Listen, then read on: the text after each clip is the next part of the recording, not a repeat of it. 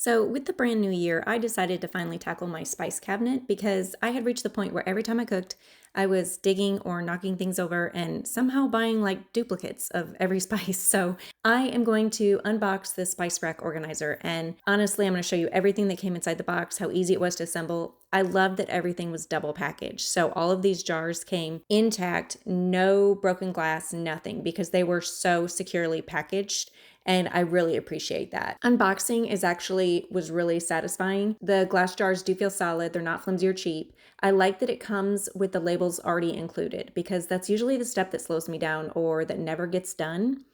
Filling the jars and placing them on the rack was way easier than what I expected. Once they were all lined up, it made my spices look so much more organized and easy to use. No more guessing what's in the back or pulling everything out just to find the paprika. What I love most is how space saving it is. Whether you put it in a cabinet, pantry, or over the counter, it instantly makes things feel tidy, intentional, everything has a place, and cooking feels so less chaotic when you can actually see what you have in front of you. This is one of those organizers that makes you wonder why you waited so long. It's practical, looks great, and actually makes everyday cooking easier.